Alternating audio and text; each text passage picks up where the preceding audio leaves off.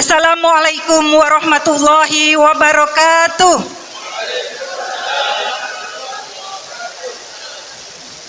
Innal hamdalillah nahmaduhu wa nasta'inuhu wa nastaghfiruh wa na'udzu billahi min syururi anfusina wa min sayyiati a'malina.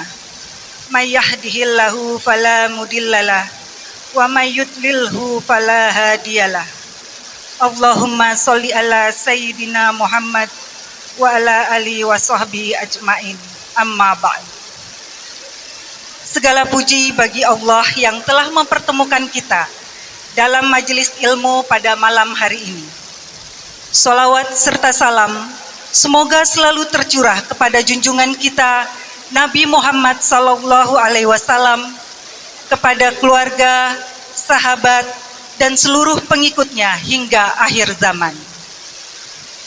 Pada kesempatan ini, izinkan kami menyampaikan ucapan terima kasih dan penghormatan kepada seluruh pihak yang telah berkenan hadir.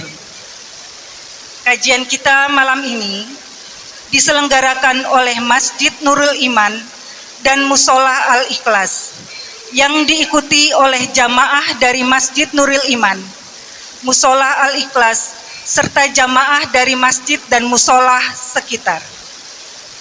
Kami juga menyambut kehadiran ibu-ibu dari berbagai majelis taklim, diantaranya yaitu Majelis Taklim Ummul Mukminin, Majelis Taklim Khairun Nisa, Majelis Taklim As-Sakinah, Majelis Taklim dari Masjid Al-Jabar, serta majelis taklim dari lingkungan sekitar. Semoga kehadiran kita semua di majelis ilmu ini menjadi sebab turunnya rahmat dan keberkahan dari Allah Subhanahu wa Ta'ala. Amin ya Rabbal Alamin. Hadirin yang dirahmati Allah, semoga panjenengan semua hadir dengan hati yang ringan. Kalaupun tadi berangkat dengan hati yang goncang, tenang saja. Insya Allah tema kajian malam ini pas banget. Seni bertahan dari guncangan hidup. Tema ini insya Allah relevan dengan kondisi kehidupan kita. Bagaimana menghadapi ujian, menata hati, serta menemukan jalan ketenangan dalam bimbingan syariat. Karena hidup memang tidak lepas dari ujian. Kadang guncangannya kecil, kadang besar, kadang datangnya tiba-tiba.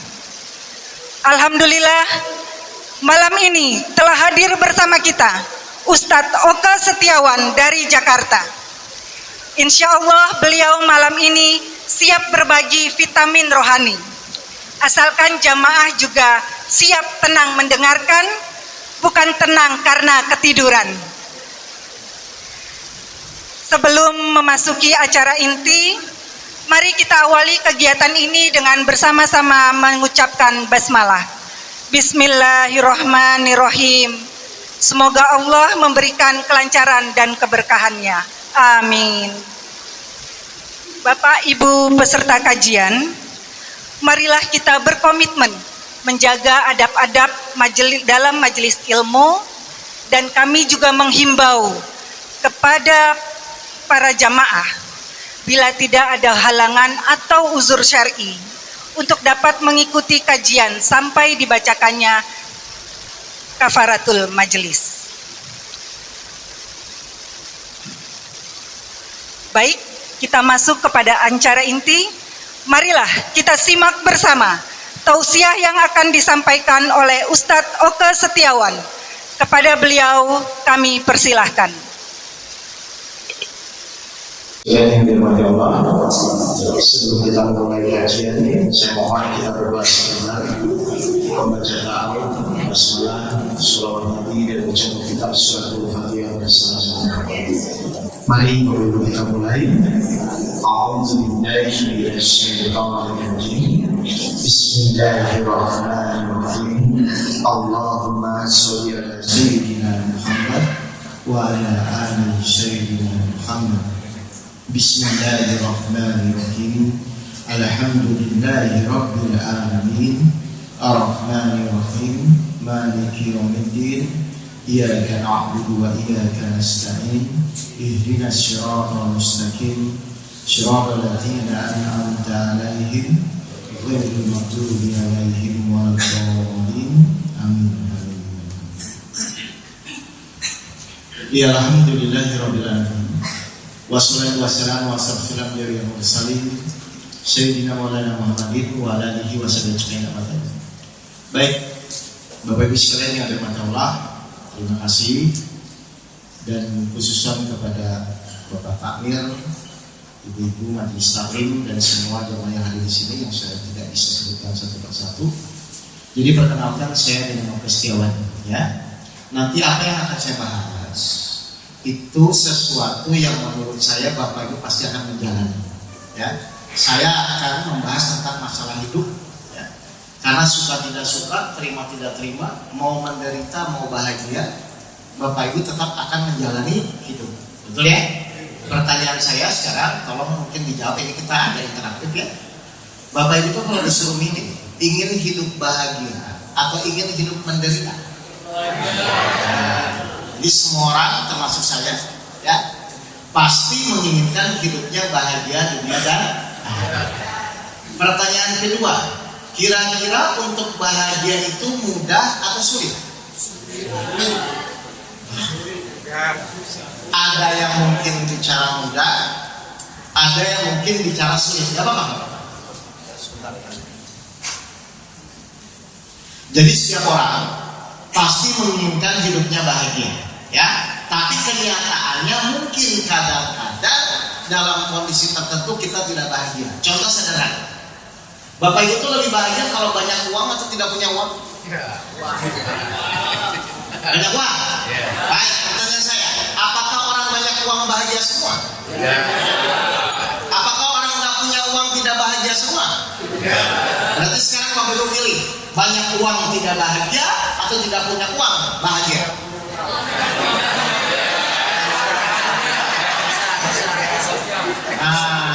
Udah. Kenapa saya akan bicara ini? Karena nanti ini berkaitan dengan apa yang saya lakukan dan apa yang nanti saya jalankan, ya. Jadi saya ulang dulu, semua manusia pasti ingin bahagia dan kenyataannya kadang-kadang kita merasa sulit.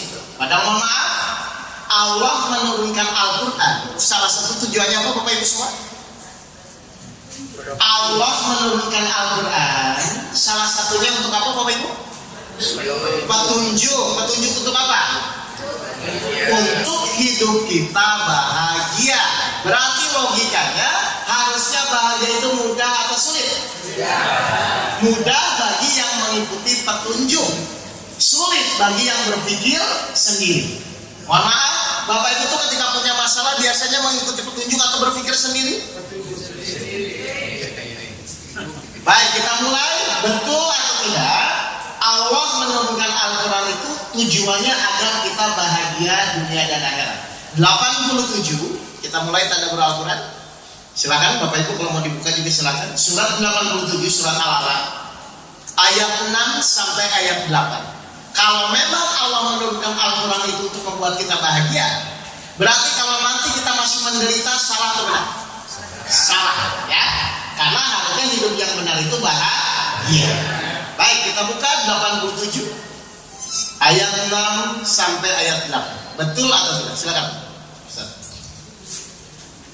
Bismillahirrahmanirrahim. Sanuqri'uka fala tansa illa ma syaa Allah innahu ya'lamul jahra wa ma yakhfa wa nuyassiruka lil yusra. Baik, artinya ya, kami akan membacakan Al-Quran kepadamu Muhammad sehingga engkau tidak akan lupa. Baik, lanjut ayat 7. Kecuali jika Allah menghendaki, sungguh Dia mengetahui yang terang dan yang tersembunyi. Baik, ayat 8-nya perhatikan.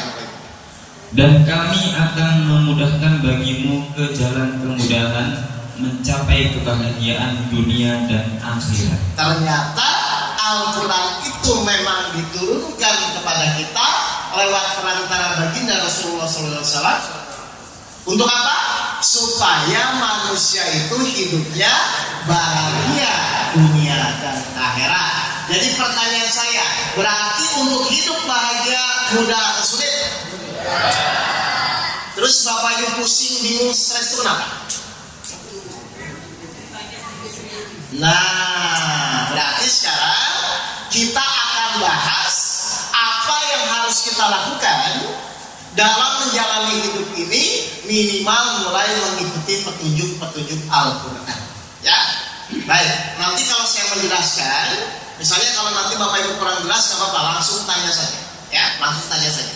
Baik, kita mulai sekarang. Kenapa tadi saya bilang saya akan membahas tentang kehidupan? Ini karena berkaitan dengan apa yang saya jalani. Ya, tahun 2008, tepatnya Januari 2008. Perusahaan saya bangkrut, perusahaan saya hancur. Dulu di Jakarta. Ya. Lalu perusahaan saya hancur, bangkrut, meninggalkan 3 masalah besar yang harus saya secepatnya selesaikan. Saya punya hutang 2,5 miliar, harus selesai dalam 3 bulan. Ya. Istri saya mau bercerai, dan yang membuat saya terpuruk, saya akan dipenjara karena kasus urusan pajak perusahaan. Kira-kira saya bahagia atau menderita, Bapak Ibu? Hah? Bahagia atau menderita? Loh, tadi harusnya hidup yang benar itu bahagia atau menderita? Harusnya bahagia, tapi kenyataannya saya menderita waktu itu. Saya hampir putus asa, bahkan sampai bingung ini saya mau ngapain lagi. Mungkin Bapak Ibu kalau yang punya masalah seperti saya, masalah hutang, masalah perceraian atau masalah hukum, dengarkan dulu ya, mudah-mudahan bisa bermanfaat dan Bapak Ibu bisa dipraktikkan nanti. Ya. Jadi waktu itu saya bingung. Cuman dalam pemahaman saya waktu itu, saya itu sangat yakin bahwa di dalam Al-Quran itu harusnya ada penjelasan, harusnya ada penyelesaian apapun yang kita jalani. Jadi maaf, setiap masalah yang Bapak Ibu hadapi, kira-kira ada nggak cara penyelesaian dalam Al-Quran? Kalau ada, harusnya ketika Bapak Ibu punya masalah, berpikir sendiri atau mengikuti Al-Quran. Tapi Bapak Ibu sebenarnya kalau punya masalah, mikir sendiri atau mengikuti Al-Quran?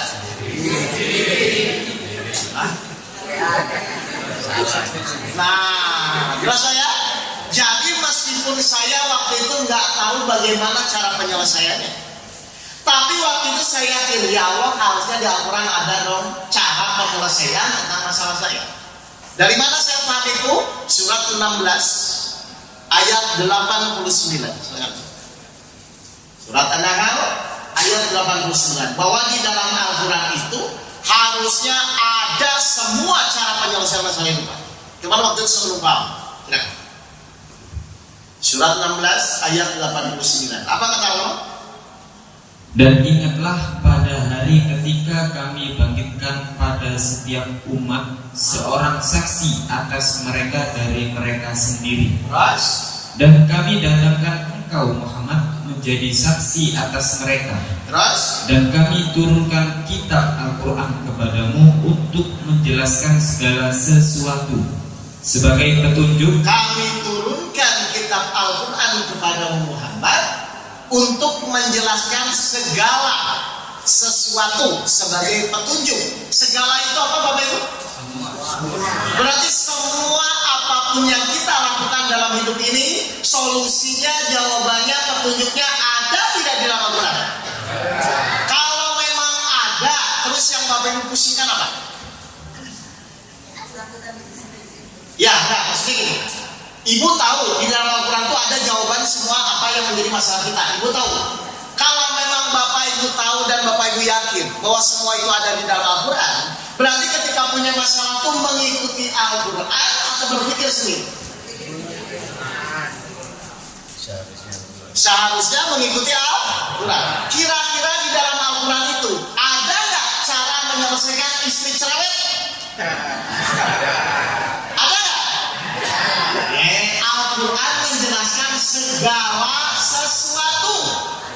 Harusnya ada nggak cara menyelesaikan istri cerewet? Ada nggak cara menyelesaikan suami pelit? Ada. Segala sesuatu Loh, ayo kita kupas ya. Kalau Al-Quran tidak ada, nggak sempurna dong namanya. Kalau Al-Quran itu kan sempurna, kitab yang diturunkan oleh Allah, Al-Quran kita pakai dan kita buktikan sebagai petunjuk-petunjuk dalam menjalannya. Dan Bapak Ibu tiap hari pun sudah minta kepada Allah. Di mana di surat Al-Fatihah ayat 6, tunjukilah kami jalan. Berarti jalan yang lurus itu mengikuti pikiran sendiri atau mengikuti Al-Quran? Nah, terus kenapa Bapak Ibu orang mikir sendiri? Atau Bapak Ibu membuat petunjuk baru? Jelas nih Bapak Ibu semua? Jadi silakan Bapak Ibu menjalani masalahnya masing-masing. Tapi pasti dalam setiap permasalahan pasti ada petunjuknya. Dari mana? Al-Quran menyampaikan. Di mana?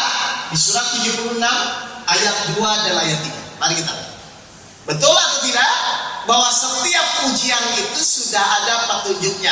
Malam ini kita akan belajar bagaimana menjalani petunjuk langkah demi langkah. Salah satunya penyelesaian masalah hidup. Coba silakan.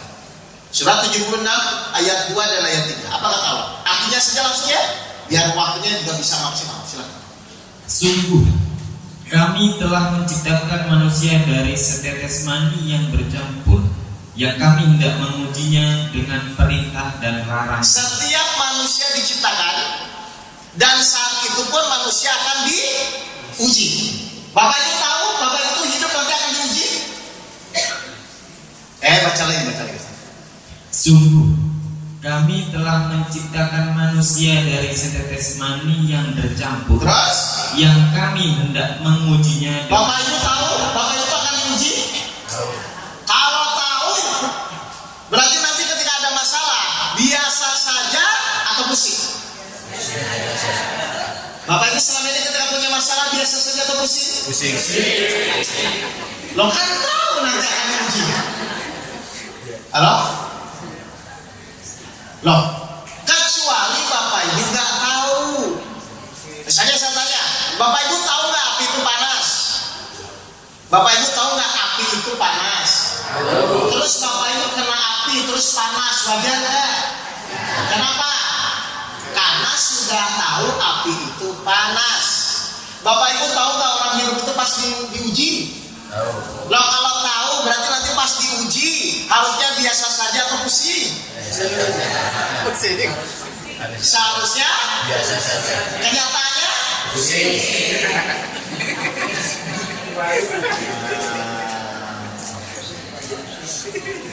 Mulai paham ini Bapak ini?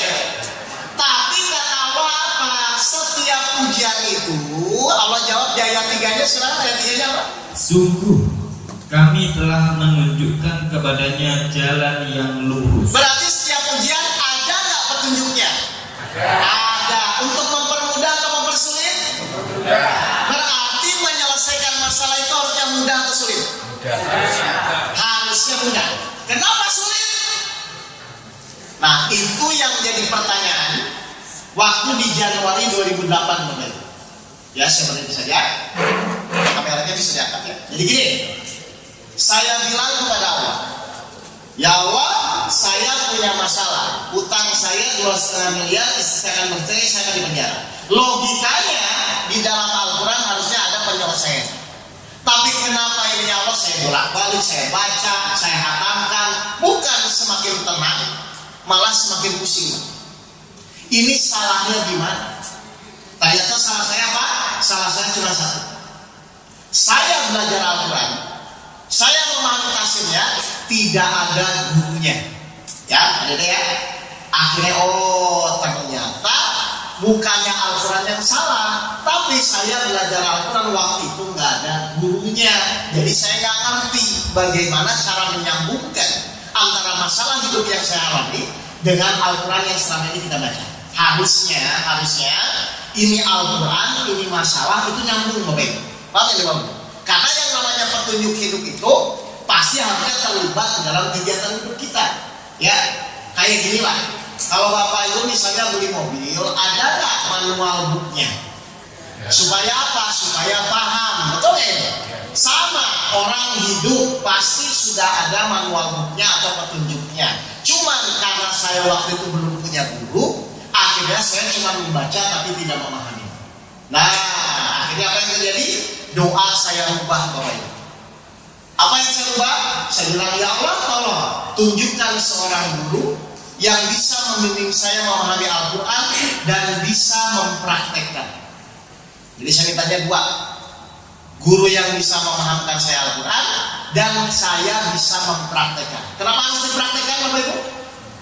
Supaya kita bisa buktikan bahwa memang benar Al-Quran itu menjadi petunjuk hidup untuk kita. Ya, alhamdulillah Allah Maha Baik. Mungkin pasti kasihan Allah melihat saya itu. Ya, terus saya alhamdulillah ketemu guru saya. Singkat cerita begitu lah ya. Lalu saya bilang, Pak Guru tolong saya punya hutang 2,5 miliar, istri saya mau bercerai, saya juga mau dipenjara. Ini apa yang harus saya lakukan? Akhirnya guru saya sama menyampaikan seperti yang tadi saya sampaikan. Mas Oko percaya nggak Al-Quran itu solusi hidup? Saya percaya, tapi saya nggak paham bagaimana mempraktekkan ayat-ayatnya dengan masalah yang saya hadapi. Lalu guru saya mengajarkan cara prakteknya, lalu saya lakukan Bapak Ibu. Apa yang terjadi? 2,5 bulan selesai masalah saya. Hutang 2,5 miliarnya selesai. Istri saya juga nggak jadi bercerai. Mungkin kalau dia bercerai nyesel. Terus yang terakhir, alhamdulillah saya lepas dari kasus hukum masalah pajak. Berarti apa kesimpulannya? Terbukti bahwa memang Al-Quran itu salah satu fungsinya adalah penyelesaian masalah hidup. Berarti apa fungsinya kita ngaji selama ini? Salah satu fungsinya ngaji adalah semakin lama Bapak Ibu ngaji, harusnya semakin mudah menyelesaikan masalah. Kenapa? Bapak Ibu paham ilmunya, Bapak Ibu paham caranya, tinggal setiap masalah dipraktekkan dengan maksimal menurut Al-Quran. Jadi saya tanya ulang, berarti ada nggak penyelesaian suami pelit? Suami ini masih pelit? Alhamdulillah. Ada nggak penyelesaian istri cerewet? Istri bapak masih cerewet? Ayo dengerin, kita akan praktekkan, ya. Mulai malam ini nanti Bapak Ibu praktekkan, kita buktikan betul atau tidak bahwa apapun permasalahan harusnya mudah terselesaikan. Siap ya? Nah, sekarang saya akan mulai. Ya, mohon maaf sebelum kita mulai. Dulu waktu Bapak Ibu sekolah di sekolah, ya, itu tuh kalau guru ngasih ujian, itu tuh ujian dulu baru teori, atau teori dulu baru ujian? Teori dulu. Hah? Teori. Kenapa belajar teorinya dulu? Bagaimana Bapak Ibu bisa mengerjakan ujian kalau tidak tahu teorinya, gitu ya Pak? Jadi Bapak Ibu mengerjakan ujian itu sesuai teori, maka dulu akan menilai lulus atau tidak. Paham ya? Sekarang saya tanya, Bapak Ibu ketika dikasih ujian hidup sama Allah, dikasih ujian hidup sakit, ekonomi, keluarga itu tuh ujian hidup dulu baru teori, atau teori dulu baru ujian hidup? Ujian hidup. Hah? Enggak, pertanyaan saya, Bapak Ibu tuh waktu dikasih ujian hidup, misalnya kayak saya ya, kasih masalah hutang, kasih masalah keluarga, itu tuh ujian hidup dulu atau teori dulu? Hah? Ujian hidup atau teori dulu? Loh, kalau Bapak Ibu ujian dulu, terus Bapak Ibu mengerjakan ujian dasarnya apa? Iya, berarti teorinya dulu atau ujian hidup dulu? Teori dulu, Bapak Ibu. Mana Bapak Ibu pas lahir Al-Quran sudah ada belum? Ada. Berarti teori dulu atau ujian hidup dulu? Teori dulu. Nah, mohon maaf, Bapak Ibu selama ini pas dikasih ujian hidup mengikuti teori atau mikir sendiri? Jadi Ibu waktu ujian nggak ngikutin teori. Nah, terus Bapak Ibu dasarnya ngikutin siapa?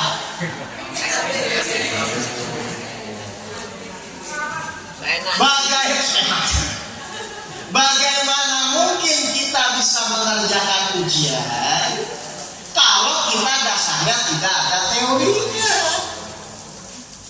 Saya tanya, petunjuk itu untuk mempermudah atau mempersulit? Berarti pertanyaan kedua nih, kalau Bapak Ibu mengerjakan ujian hidup sesuai teori, kira-kira selesai atau tidak? Selesai. Makanya Bapak Ibu harus paham bagaimana mempraktekkan ayat-ayat Al-Quran.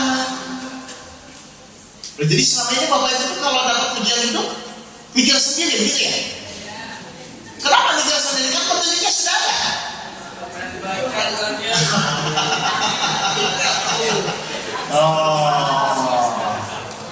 Jadi kalau kita pusing, kita bingung, salah siapa? Sendiri. Kenapa dikasih teori malah pikir sendiri? Atau Bapak Ibu pakai feeling gitu ya? Google. Nah, makanya nggak selesai. Jelas ya? Jadi kita buka dulu ya. Setiap ujian itu harusnya ada petunjuknya. Terakhir sebelum kita masuk materinya. Berarti kita ikhtiar itu dalam rangka menyelesaikan ujian atau dalam rangka mengikuti petunjuk.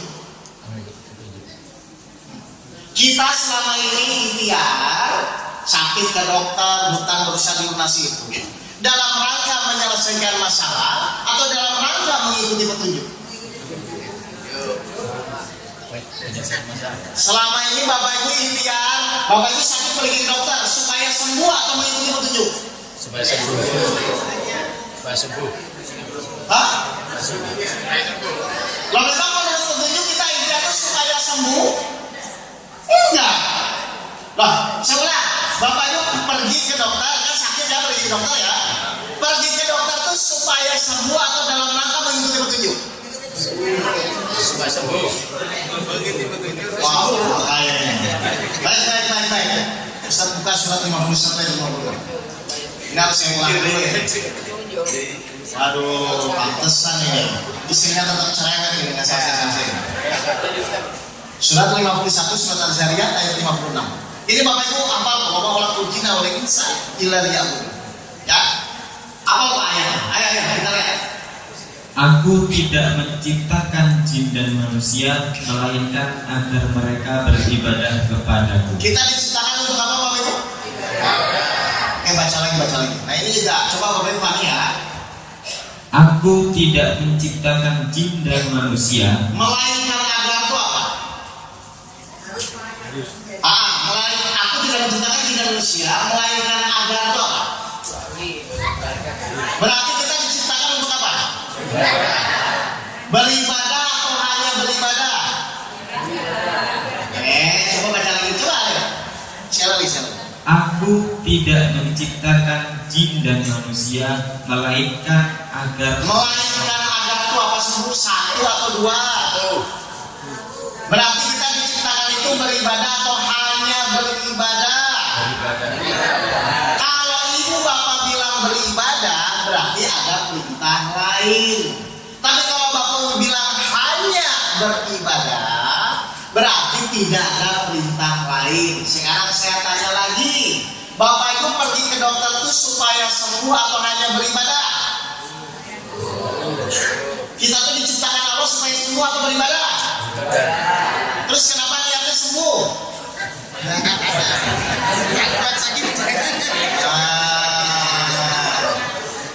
Boleh paham nggak salahnya di sini? Bapak Ibu sakit tetap pergi ke dokter, tapi niatnya beribadah. Nanti kalau Allah lihat Bapak Ibu niatnya beribadah, Allah menyembuhkan lewat tangan dokter. Jadi yang menyembuhkan siapa? Allah. Kenapa Allah menyembuhkan? Karena niat Bapak Ibu beribadah. Yang menyembuhkan siapa? Allah. Lewat tangan. Terus kenapa niatnya supaya sembuh? Kan Bapak Ibu diciptakan hanya beribadah. Biar bisa ibadah. Ibadah dulu baru sembuh atau sembuh dulu baru ibadah? Ibadah dulu baru nanti lewat tangan dokter Allah menyembuhkan. Loh, jadi Bapak Ibu selama ini niatnya apa? Emang di sini diciptakan untuk apa? Sembuh atau beribadah? Terus kenapa Bapak Ibu mengikuti petunjuk? Belum tahu. Nah, jelas menurut ini ya, Pak ya, ini kelihatan sepele, tapi ini prinsip awal kalau kita berikhtiar terhadap apa. Berarti ikhtiar apapun ya harus apa? Ibadah itu apa? Ibadah itu apa? Berinteraksi. Ibadah itu segala kegiatan yang dilakukan dengan niat hanya menjalankan perintah Allah. Berarti ibu taat kepada suami itu karena suami baik atau karena Allah? Terus kalau suami nggak baik itu taat?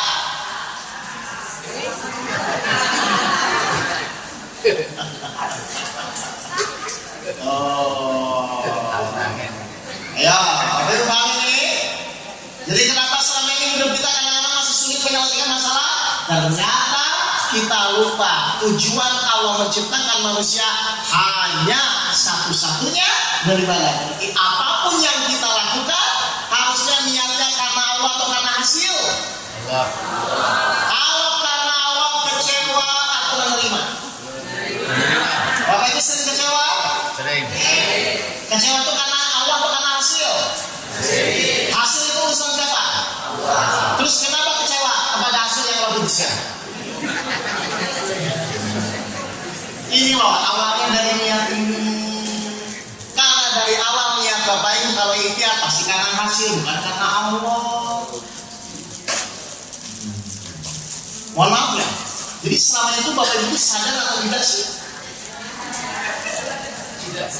Tidak sadar. Jadi orang yang sadar itu yang niatnya apa? Semua dilakukan harus karena Allah. Kalau Bapak Ibu tidak karena Allah, maka Bapak Ibu tidak akan sadar. Jelas ya Bapak Ibu ya? Jadi ibadah itu bukan sholat saja. Segala kegiatan dalam hidup yang diniatkan kita melakukan semua karena Allah. Cirinya apa? Pasti tidak kecewa. Cirinya apa? Pasti mudah ikhlas, mudah menerima. Bapak Ibu tadi ke masjid niatnya apa? Karena Allah atau pengen ketemu teman? Subhanallah, soleha-soleha sekali. Ya, baik. Sekarang kita mulai sekarang. Ya, balik ke masalah saya ya. Jadi waktu itu saya itu cerita sama guru saya. Pak Guru, ini apa yang harus saya lakukan?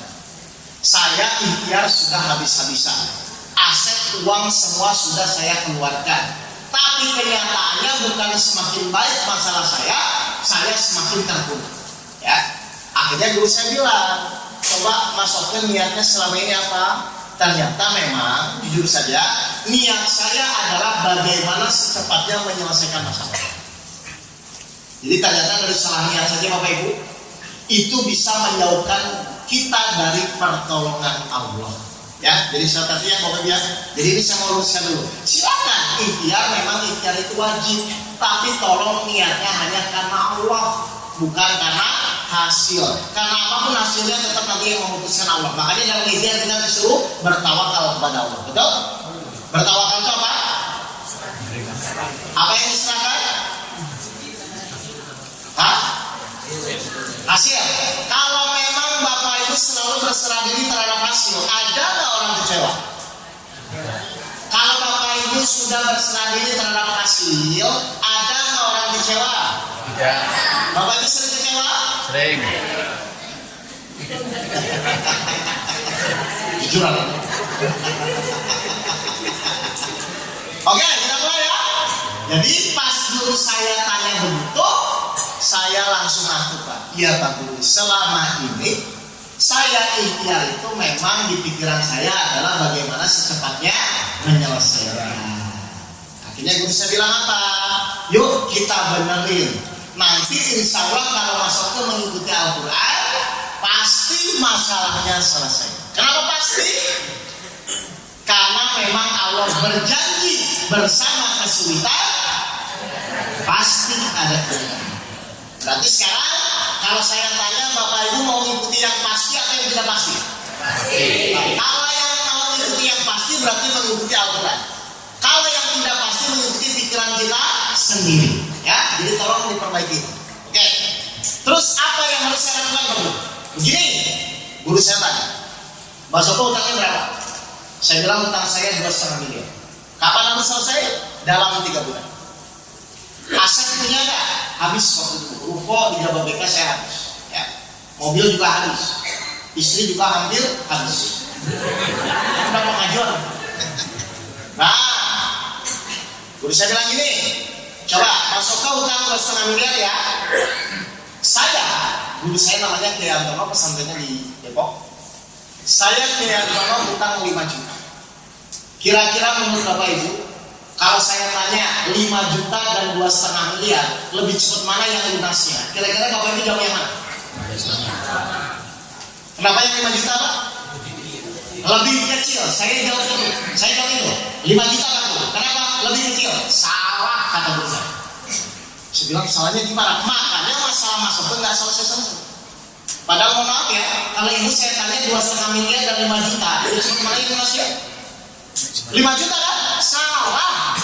Saya bilang salahnya di mana ya? Makanya masalah masuk itu nggak selesai. Baik, silakan bantah jawaban saya ya. Kalau 5 juta tidak ditolong Allah, 2,5 miliar ditolong Allah, kira-kira mana yang lebih cepat lunas? Kenapa tadi bilangnya 5 juta? Nah, Bapak Ibu main tahu kesalahan Bapak Ibu? Ternyata kesalahan kita selama ini adalah kita sering mengukur masalah itu berdasarkan kemampuan diri kita. Salah Bapak Ibu. Mau 5 juta, mau 2,5 miliar, kalau Allah yang menolong pasti selesai atau berarti pertanyaan saya sekarang, berarti nanti Bapak Ibu ikhtiar itu, Bapak Ibu ikhtiar dalam rangka menyelesaikan masalah atau dalam rangka supaya Allah menolong? Nah, selama ini Bapak Ibu ikhtiar niatnya dalam rangka menyelesaikan masalah atau supaya Allah menolong? Kalau Allah nggak nolong, halo? Nasib. Kok nasib?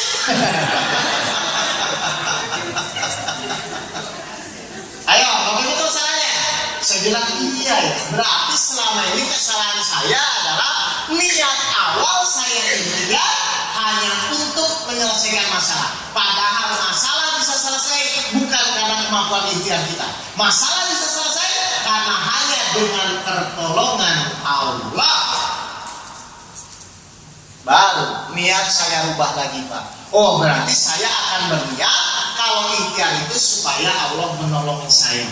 Mohon maaf, kira-kira menurut Bapak Ibu apa tuh akan menolong kepada yang bersyukur atau mengeluh? Bapak Ibu ketika punya masalah bersyukur atau mengeluh?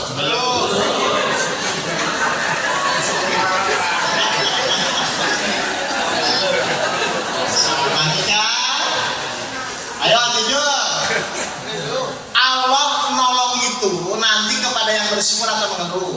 Bersyukur. Tahu sampai ke ayat pun Bapak Ibu bisa jawab kan? Mohon maaf, Bapak Ibu selama ini ketika punya masalah biasanya bersyukur atau mengeluh? Mengeluh tapi ingin ditolong. Udah, satu langkah aja kita udah salah kan? Dan gimana Allah mau nolong? Mau jangan kita ngeluh? Berarti nanti apapun yang terjadi menimpa kita, ngomong apa? Alhamdulillah. Kalau ingin ditolong Allah, nggak punya uang, ngomong apa?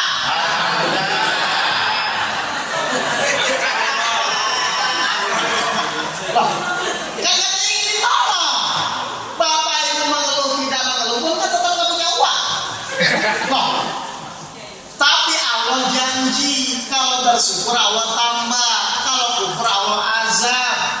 Suami nggak pulang-pulang ngomong apa? Alhamdulillah.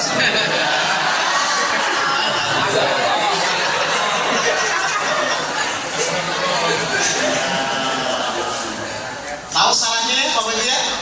Jadi waktu itu salah saya ya, maksudnya nggak cerita. Jadi 2008 itu salah saya itu ternyata selama ini saya ikhtiar malah menjauhkan dari pertolongan Allah. Dan kan menurut saya wajar. Nggak punya uang, hutang banyak kan mengeluh tuh waktu itu waktu sebelum hamil wajar. Tapi mengeluh itu menjauhkan kita dari pertolongan Allah. Ya jelas ya Bapak Ibu ya? Jadi nanti apapun yang terjadi coba mulai dirubah mulutnya ngomong apa? Alhamdulillah. Diomongin tetangga. Besok pagi jam 10 suami mancing.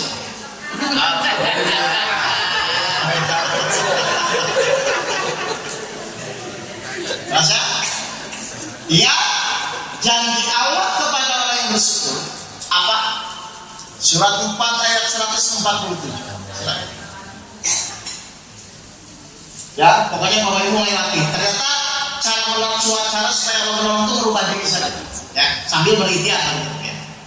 Surat 4 ayat 147. Apa kata Allah? Kalau Bapak Ibu selalu mulutnya mengucapkan alhamdulillah. Allah tidak akan menyiksamu jika kamu bersyukur dan beriman. Jelas ya? Dan Allah Maha mensyukuri, Maha mengetahui. Kenapa Allah benci orang-orang yang mengeluh, Pak? Ayo. Kenapa Allah benci orang-orang yang mengeluh, Pak? Saya tanya, orang bersyukur itu setelah diberi atau sebelum diberi? Sebelum. Mas terima kasih ke saya setelah menerima ini atau sebelum menerima ini? Setelah. Dikasih, mas tanya terima kasih. Betul? Berarti orang bersyukur itu setelah diberi atau sebelum diberi? Setelah diberi ya? Baik. Jadi kalau nanti Bapak Ibu diberi sesuatu, wajar nggak bersyukur? Benar? Tapi ketika diberi sesuatu malah marah-marah, wajar atau kurang ajar? Benar ya? Sekarang saya tanya, kejadian itu dari siapa? Kejadian itu dari siapa? Allah ngasih kejadian berapa? 21 ayat 35. Mari kita lihat. Benar ya? Awas. Kalau diberi terima kasih. 21 ayat 35. Setiap yang bernyawa akan merasakan mati. Terus? Kami akan menguji kamu dengan keburukan dan kebaikan sebagai cobaan. Kami akan menguji kamu. Berarti nanti Bapak Ibu dapat ujian itu dapat berapa? 2. Apa? Dua-duanya dari siapa? Berarti ketika itu diberi, harusnya Ibu ngomong apa? Nggak punya uang. Istri cerewet? Maka ketika istri Bapak cerewet, Bapak alhamdulillah insya Allah ditambah.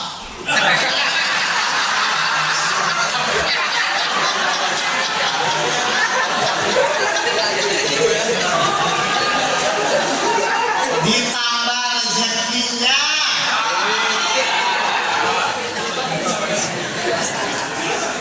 Pikirannya negatif sih. Paham ya, Bapak Ibu semuanya? Nah ini saya mau supaya, ayolah hidup ini cuma sekali. Kalau ibu nggak mengikuti Al-Quran, itu mau mengikuti siapa ibu loh? Padahal Allah sudah ridho, Al-Quran dipakai, petunjuk hidup, pasti semua apapun yang Bapak Ibu inginkan ada dalam Al-Quran. Ya, baik kita mulai sekarang. Berarti semua permasalahan itu bisa terselesaikan hanya dengan pertolongan Allah. La haula. Artinya apa Ustaz? Tiada daya dan upaya selain hanya dengan pertolongan Allah. Jadi kita bisa melakukan apapun itu dengan pertolongan Allah. Contoh, waktu Bapak Ibu bangun tadi subuh, itu tuh karena jam weker, karena ingin kencing atau karena pertolongan Allah? Bapak Ibu sadar nggak Allah tiap hari nolong?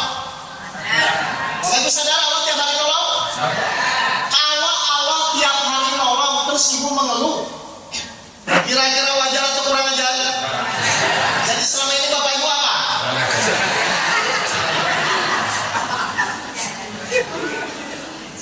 Ya. Jadi sebelum Bapak Ibu mengeluh, hanya mikir dulu, iya Allah tiap hari nolong saya, membangunkan saya, menidurkan saya. Jadi kalau mengeluh harusnya kan mikir, kalau saya ngeluh nanti Allah gimana perasaan? Kan kita harus coba. Bapak Ibu pernah mikirin perasaan Allah? Enggak.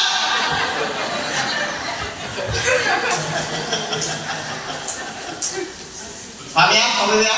Baik. Jadi waktu bersalatnya, terus gimana dong Pak Guru sekarang? Berarti masuknya harus cari ayat yang ayat itu Allah berjanji akan menolong masalah-masalah.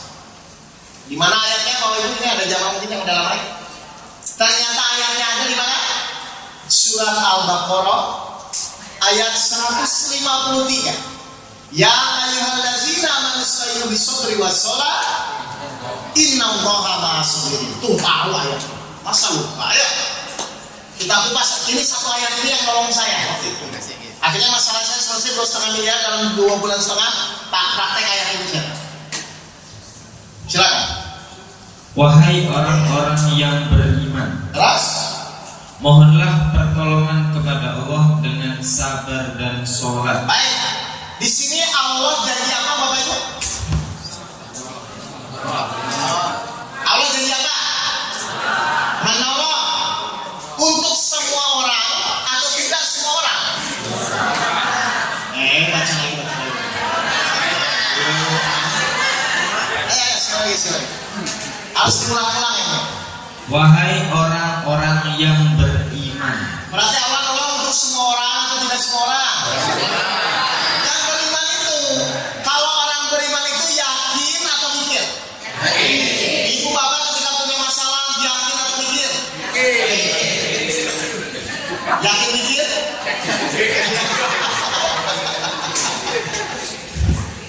Sekali lagi. Wahai orang-orang yang beriman. Jadi Allah manggil siapa? Yang yakin terhadap apa? Terus? Mohonlah pertolongan kepada Allah dengan sabar dan sholat. Jadi Allah menawarkan apa ya? Allah menawarkan apa? Pertolongan. Saya ulang. Kalau saya bilang, Pak Bu nanti kalau punya masalah ngomong ke saya. Pertanyaannya, ketika Bapak Ibu punya masalah ngomong ke saya tolong atau tidak? Kenapa ditolong Bu? Saya berjanji, saya menawarkan. Sekarang Allah menawarkan apa ini? Berarti harusnya pasti ditolong nggak? Kalau pasti, apa yang jadi masalah? Bukan, artinya Bapak Ibu pasti ditolong nggak? Allah pasti menguji, tapi Allah juga pasti menolong. Kalau begitu Ibu khawatir itu apa? Kurang beriman. Tapi kalau saya bilang kurang beriman mau nggak? Kan? Saya ulang. Ayo, Allah pasti menguji dan Allah pun pasti menolong. Pertanyaannya, kalau pasti itu khawatir atau tenang? Ibu bapak ketika punya masalah khawatir atau tenang? Terus ayam ini tenang? Gila. Mulai tahu kesalahannya Bapak Ibu ini? Jadi ternyata kita selama ini belajar Al-Quran, tapi kita kadang-kadang lupa yang setelah dipelajari itu mulai dipraktekkan. Jadi di sini Allah jadi menolong kan? Untuk semua atau untuk orang yang beriman? Pertanyaan saya Bu, kalau Allah janji menolong, boleh nggak kita ragu-ragu? Kalau Allah janji menolong, boleh nggak kita ragu-ragu? Makanya dalam Al-Baqarah yang itu apa? Kita Al-Quran tidak ada keraguan. Sedikit saja Bapak yang meragukan pertolongan Allah, tidak akan terjadi. Allah sesuai praduga, prasangka hamba. Mohon maaf, Bapak Ibu ketika punya masalah biasanya kadang-kadang sering khawatir. Yang dikhawatirkan apa?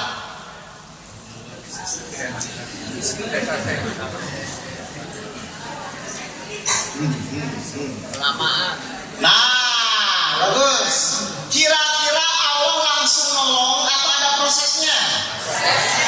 Berarti prosesnya Bapak Ibu disuruh apa? Sabar. Berarti kalau Bapak Ibu ngomong kelamaan, Bapak Ibu sabar atau enggak? Berarti ditolong atau tidak?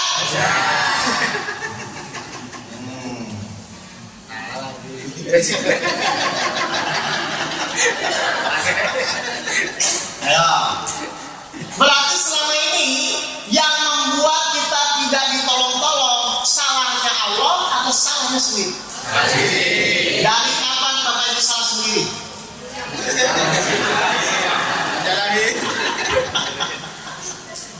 Jadi kalau Allah sudah berjanji itu Bapak Ibu, tolong yang pertama Bapak Ibu yakini. Ya, urusan nanti bagaimana caranya, kan Allah kasih petunjuk nanti. Ya, jadi seorang dulu ya. Jadi nanti ketika punya masalah, yang pertama kali Bapak Ibu tanamkan dalam pikiran apa? Yakin Allah pasti menolong saya. Tolong ya Bapak Ibu ya. Jadi nanti ketika Bapak Ibu punya masalah, tolong dipikirkan tuh solusi atau yakin Allah menolong. Yakin. Kenapa Bapak Ibu yakin Allah menolong? Surat 30 ayat 5 dan ayat 6. Ya, Bapak Ibu harus yakin Allah pasti menolong. Bagaimana caranya? Urusan nanti. Yang penting yakin. Surat 30 ayat 5 dan ayat 6. Kenapa kita yakin Allah pasti menolong? Karena pertolongan Allah, Dia menolong siapa yang Dia kehendaki. Yang yakin atau yang khawatir? Las, orang yakin itu kira-kira mikir atau jalani? Masih mikir nggak? Kalau masih mikir, sudah yakin atau kurang yakin? Jadi kalau sudah yakin itu jalani saja. Karena Allah masih menolong ya. Terus? Itulah janji Allah. Allah tidak akan menyalahi janjinya. berarti pasti ditolong kan? Tapi di sini ada koma. Kenapa? Tetapi kebanyakan manusia tidak mengetahui. Siapa manusia yang nggak tahu tuh? Itu yang pusing-pusing kalau punya masalah itu kan? Loh kan? Kan Allah udah janji nolong. Terus kenapa Bapak Ibu nggak yakin? Loh, kalau Allah janji saja Ibu nggak yakin, terus Ibu mau percaya sama janji siapa? Ibu percaya janji Allah? Ibu percaya janji Allah? Janji suami?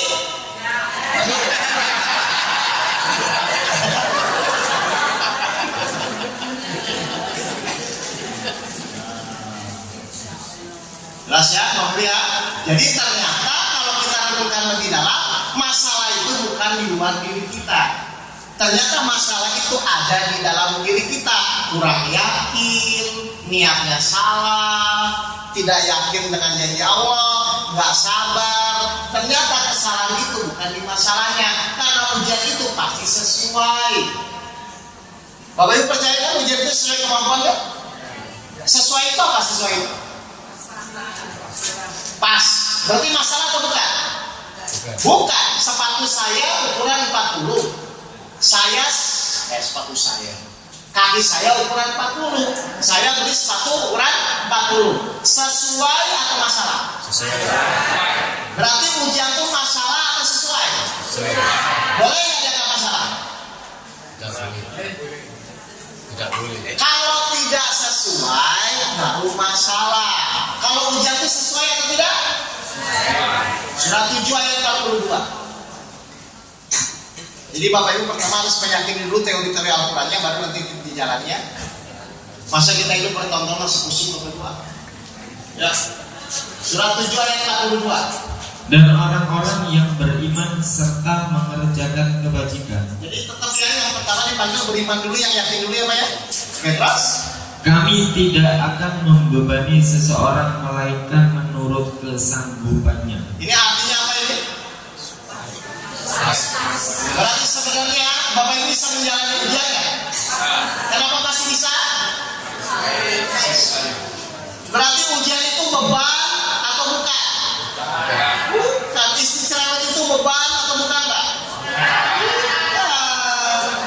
Istri cerewet itu sarana Bapak jadi sabar.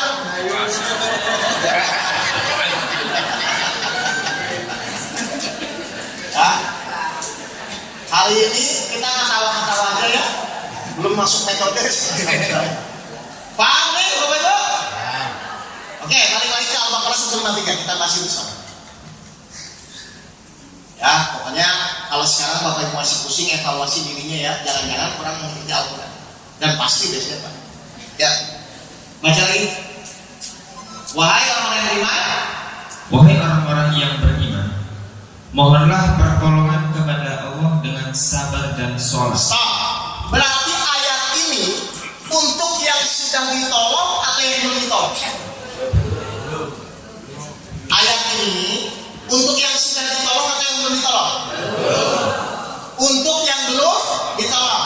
Maksudnya buat apa? Allah bilang begini, biar Bapak Ibu yakin apapun masalahnya nanti pasti Allah menolong. Selama apa? Beriman dengan benar, sabar dengan benar, sholat dengan benar. Mohon maaf, berarti nanti Bapak Ibu pas menjalani ikhtiar, niatnya ingin cepat selesai atau ingin sabar? Bapak Ibu kalau punya masalah biasanya ingin cepat selesai atau ingin sabar? Jadi sabar nggak penting? Syarat Allah menolong apa? Iman, sabar, sholat. Berarti nanti Bapak Ibu pas punya masalah, ingin sabar atau ingin cepat selesai? Sabar. Selesai penting nggak? Memang ada syarat di sini. Jadi Bapak Ibu dikasih ujian itu supaya sabar atau supaya cepat selesai? Sabar. Tapi Bapak Ibu senangnya cepat selesai atau sabar? Terus selesai. Ini kalau ya. Oh. Berarti kita ikhtiar itu tujuannya supaya jadi sabar. Maka ketika sabar, masalahnya ditolong Allah. Berarti selesai ya? Selesai. Jadi sabar dulu baru selesai atau selesai dulu baru sabar? Sabar dulu. Berarti Bapak Ibu nanti ikhtiar supaya jadi sabar atau supaya cepat selesai? Sabar. Sudah begitu?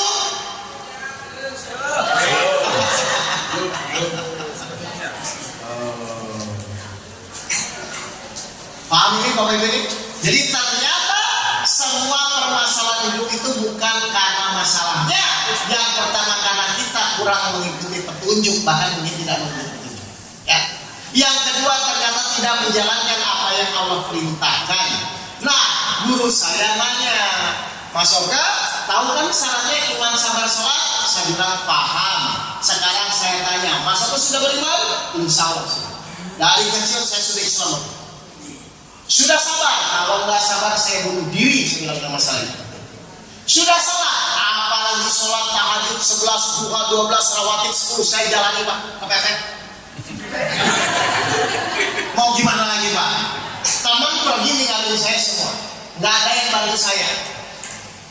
Kalau waktu susah pada datang ya. Tapi tidak sudah hampir begitu pada pergi semua. Wajar nggak? Wajar. Istri? Ya sudah. Jelas? Lalu guru saya, sudah beriman? Sudah. Sudah sabar? Sudah. Sudah sholat? Sudah. Terakhir, sudah ditolong? Belum. Berarti iman sabar sholat saya yang belum benar atau ayatnya yang salah? Nah, sekarang saya tanya, Bapak Ibu sudah beriman? Sudah sabar? Sudah sholat? Sudah ditolong? Belum.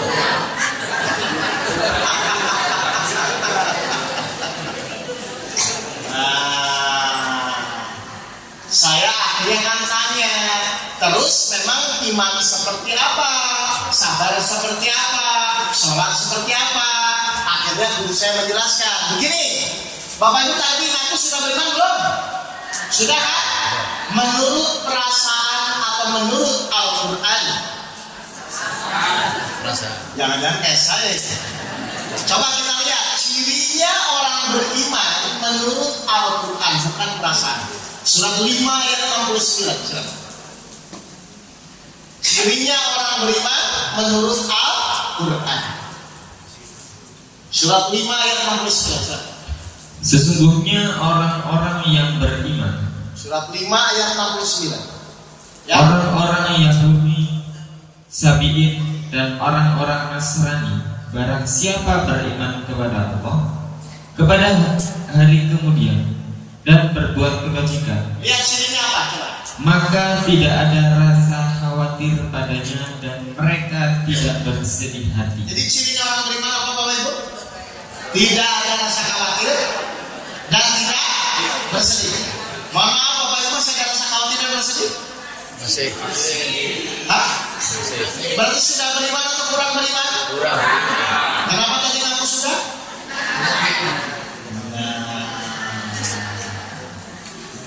Jadi bukan berdasarkan perasaannya, Bapak Ibu ya. Kalau berdasarkan perasaan, nanti berdasarkan masing-masing. Baik, yang kedua, Bapak Ibu sudah sholat? Sudah? Berdasarkan perasaan atau Al-Quran? Bapak Ibu selama ini sholat, sudah kan? Dasarnya berdasarkan perasaan atau Al-Quran? Benar? Kita lihat cirinya orang sholat menurut Al-Quran. Surat 70, 19 sampai 22. Ya, cirinya. Ini dasar-dasarnya dulu saya jelaskan. Ada jam berapa?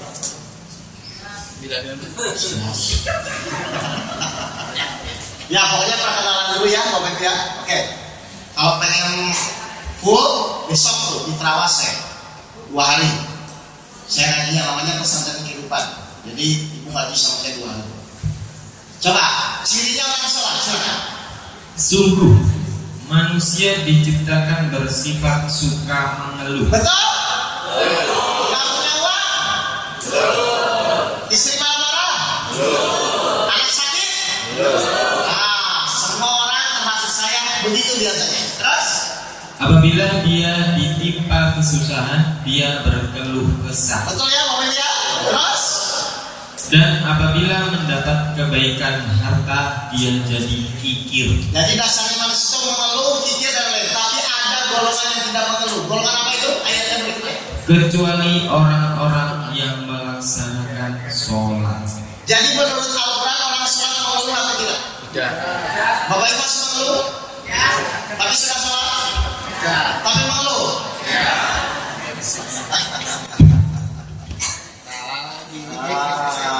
Paham ya? Terakhir, Bapak Ibu sudah sabar? Insya Allah apa ini? Atau gini saya tanya, sabar itu sulit atau mudah? Makanya sudah sabar, tapi sulit. Gimana ini? Oh, sabar itu sulit atau mudah? Sulit atau tidak tahu caranya? Nah, Bapak Ibu harus diajarkan. Kalau Bapak Ibu cuma disuruh sabar, nggak pernah diajarin caranya, maka tetap akan sulit. Jadi sabar itu bukan sulit ya Bapak Ibu. Sabar itu ternyata selama ini Bapak Ibu nggak pernah diajarkan caranya. 18 ayat 68. Apa kata Allah? Surat 18 ayat 68. Sabar itu sulit atau kita tidak tahu caranya? Iya, jadi yang bilang sulit ya. Ya. Dan bagaimana engkau akan dapat bersabar atas sesuatu, sedang engkau belum mempunyai pengetahuan yang cukup tentang hal itu. Jadi nanti Bapak Ibu harus belajar bagaimana caranya beriman, bagaimana caranya sabar, bagaimana caranya sholat. Supaya apa? Punya masalah ditolong Allah, punya masalah ditolong Allah. Berarti mau masalah besar, masalah kecil, selesai nggak harusnya? Selesai dengan pertolongan Allah selama Bapak Ibu berusaha agar Allah menolong. Ya, bisa ya Bapak Ibu? Baik, kalau begitu ada pertanyaan? Wah, udah beres ini.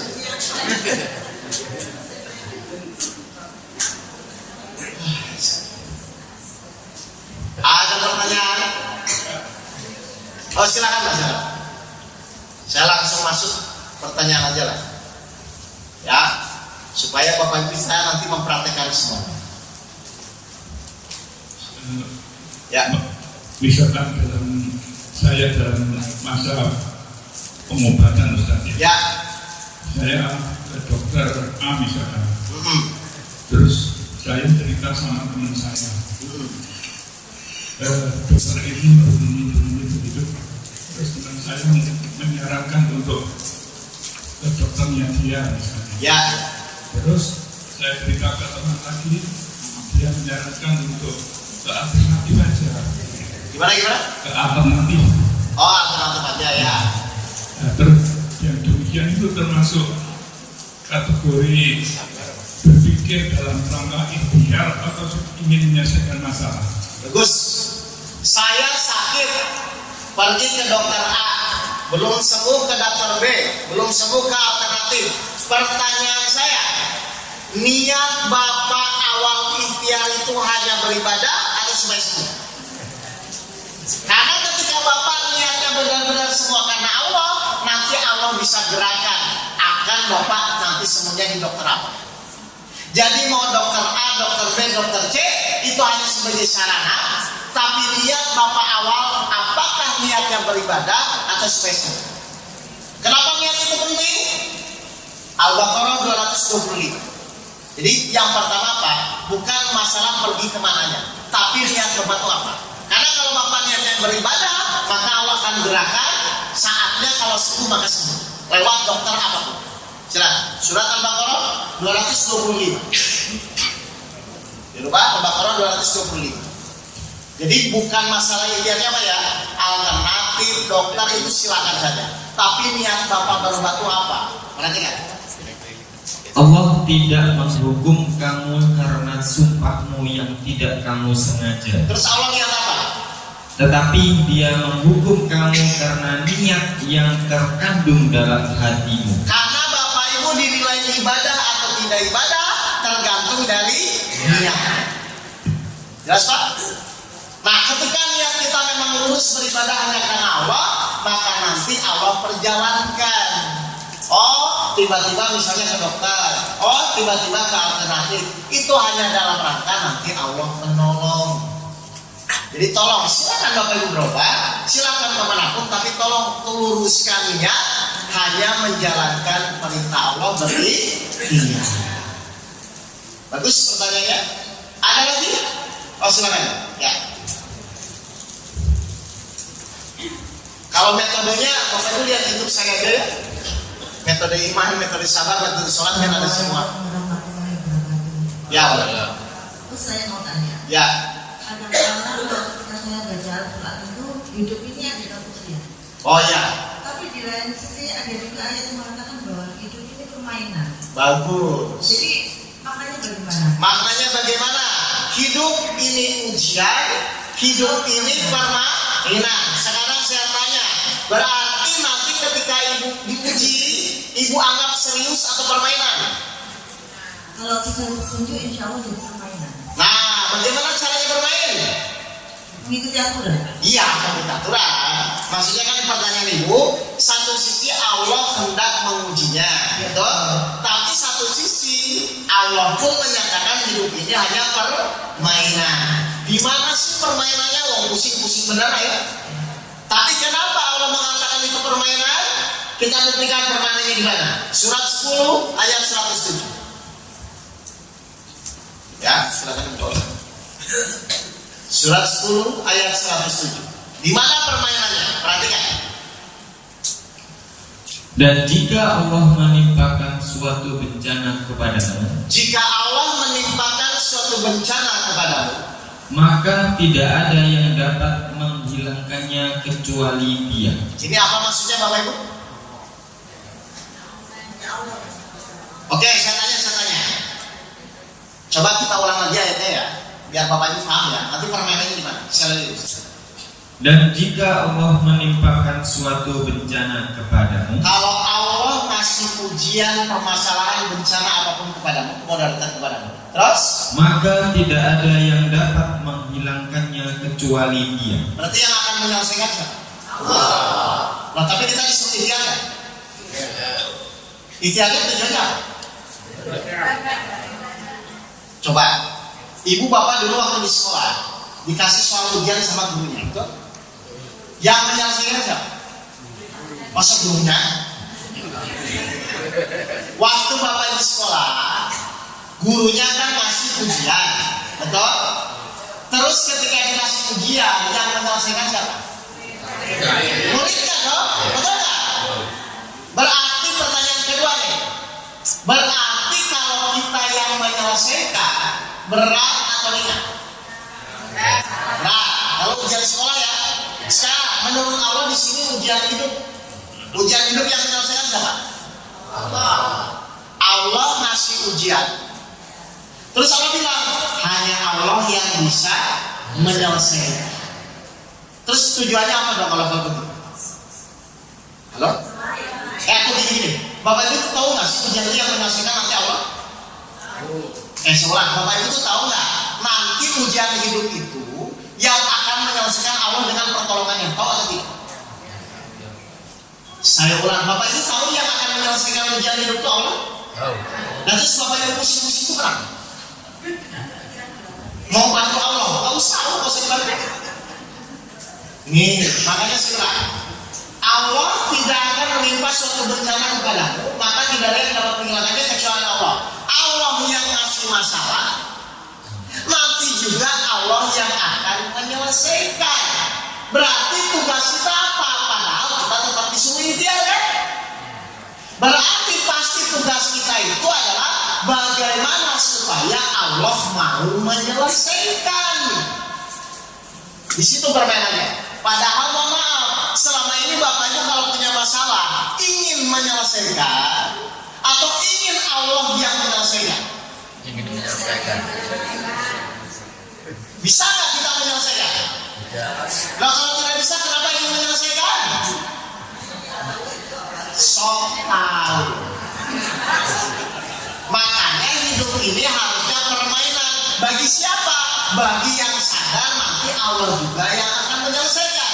Berarti Allah akan menyelesaikan melihat kemampuan kita atau sikap kita di dalam menjalani ujian. Allah akan menyelesaikan, akan melihat kemampuan kita atau sikap kita di dalam menjalani ujian. Sikap. Makanya tadi saya bilang, pokoknya nanti ada masalah apapun, ibu ngomongnya apa? Karena sikap itulah yang nanti akan menurunkan pertolongan Allah. Berarti lebih mudah menyelesaikan atau lebih mudah minta tolong? Tapi Bapak Ibu senangnya menyelesaikan atau minta tolong? Kenapa kurang tantangan? Jadi permainan di situ. Oh, Allah ngasih ujian, tapi Allah bilang, tapi nanti saya juga loh yang menyelesaikan. Berarti apa? Saya minta tolong sama Allah. Berarti harus apa? Beriman dengan benar, sabar dengan sholat dengan benar. Baik. Terakhir ya. Oh silakan juga. Yang pakai mic apa ya, biar kedengaran semua. Bagaimana kalau kita diuji seperti yang di Aceh itu Ustaz? Nomor 1. Terus nomor 2, saya tanya, tadi kita suruh sesuai Al-Quran. Ya. Bagaimana hukumnya dalam satu ruangan masjid tanpa ada tabir antara wanita dan pria, apalagi dengan shooting seorang laki-laki bukan mahramnya. Sekian, terima kasih. 64 ayat 11. Surat 64 ayat 11.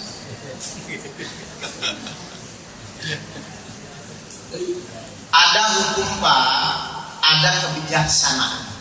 Hati-hati ya. Jadi kita selain belajar hukum, kita pun belajar kebijaksanaan. Ya, 64 ayat 11.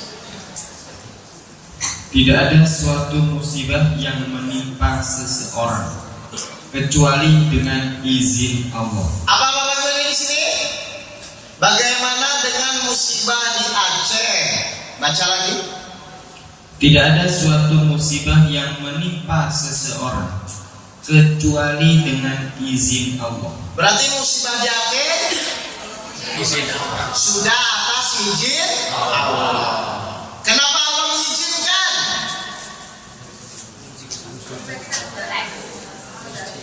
Kenapa Allah mengizinkan musibah tersebut? Surat 30 ayat 41. Ya, kita lihat ya. Kita jawab pakai Al-Quran saja. Kenapa Allah mengizinkan musibah tersebut? Nah, 30 ayat 41. Telah tampak kerusakan di darat dan di laut di Salah siapa ini? Terus? Allah menghendaki agar mereka merasakan sebagian dari akibat perbuatan mereka. Nah, karena salah manusia, saya biarkan banjir dan lain-lain kan? Tujuannya apa? Terus? Agar mereka kembali ke jalan yang benar. Supaya apa Bapak Ibu? Kembali ke jalan yang benar. Terus gimana nih Bapak Ibu samping-sampingan gini? Ya, Bapak Ibu kalau di Mekah samping-sampingan atau pakai sap? Ya, situasi dan kondisi. Tapi sebaiknya memang harus pakai itu ya, nanti ya, ke depannya ya. Tapi kalau ini sudah terjadi ya. Baik. Satu lagi kali. Oh, silakan jalan.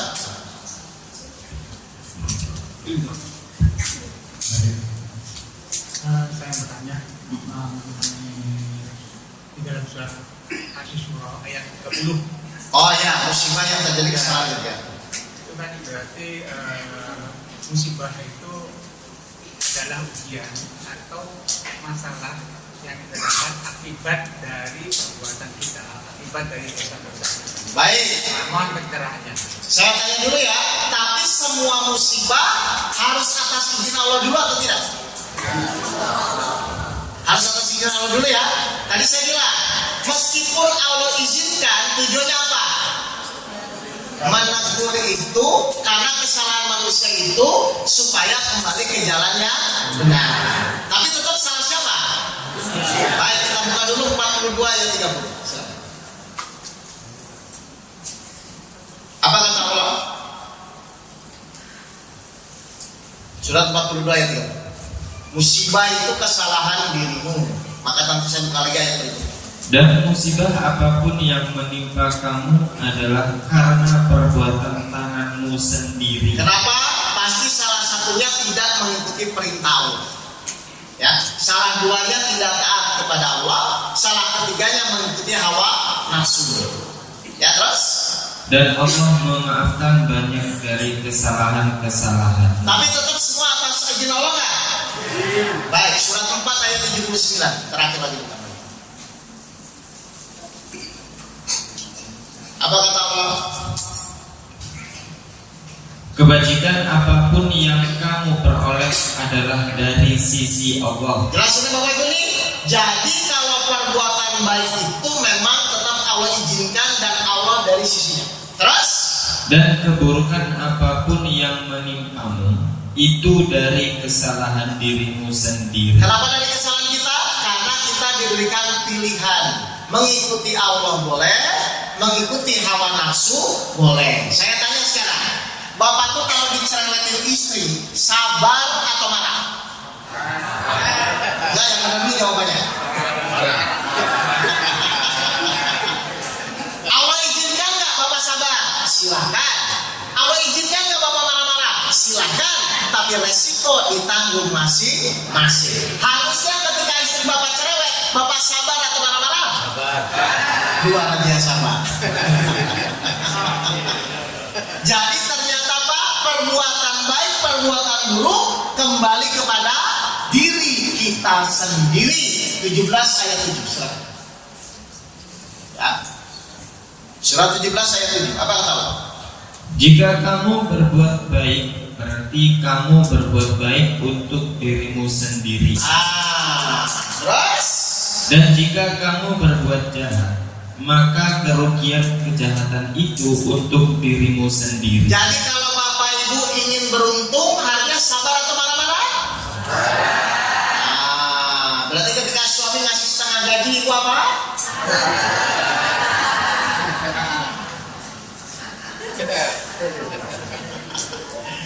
Baik, Bapak Ibu sekalian, mohon maaf ya, mungkin itu dulu. Ya, insya Allah kalau nanti saya lagi safari lagi ke Jawa Timur, kita langsung masuk metodologi saja. Iman, sabar, sholat, ikhlas, bersyukur, tawakal, zikir, ada 7 metodologi yang saya sampaikan. Tapi ini semua adalah cara mempraktekkan. Ya, ini maksudnya perkenalan dari saya dulu, biar Bapak Ibu paham nanti kajiannya seperti apa. Ya, jelas ini Bapak Ibu ini. Terus tadi ada pesan yang bagus, nanti disikat aja. Ya, dari Semarang kalau kajian itu disikat. Kalau ibunya lebih banyak, berarti sikatnya geser ke sini. Kalau bapaknya lebih banyak, sikatnya geser ke sini. Kalau dua-duanya banyak, ya nanti diatur saja ya, baca ya. Terima kasih. Mohon maaf kalau ada kata-kata saya kurang berkenan. Saya kembalikan ke MC. Wabillahi taufiq wal hidayah. Assalamualaikum warahmatullahi wabarakatuh.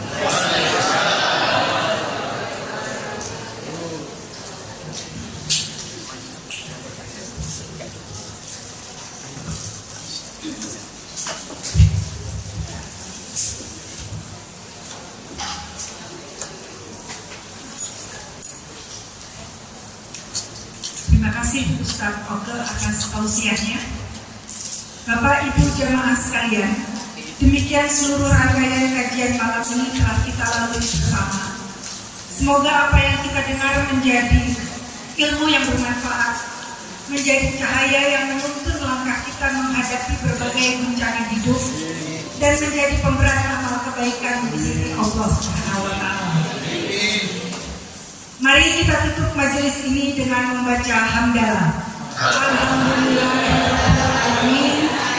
Dan doa penutup majelis. Subhanallahumma wa bihamdika asyhadu an la ilaha illa anta astaghfiruka wa atubu ilaik.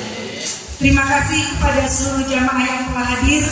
Mudah-mudahan kita bisa berjumpa lagi di majelis ilmu yang akan datang. Dan dapat kami sampaikan setelah ini ada momen untuk foto sesi dengan Ustadz. Mungkin apabila ada kelompok majelis taklim yang ingin foto bisa tunggu bergantian. Billahi taufiq wal hidayah. Wassalamualaikum warahmatullahi wabarakatuh.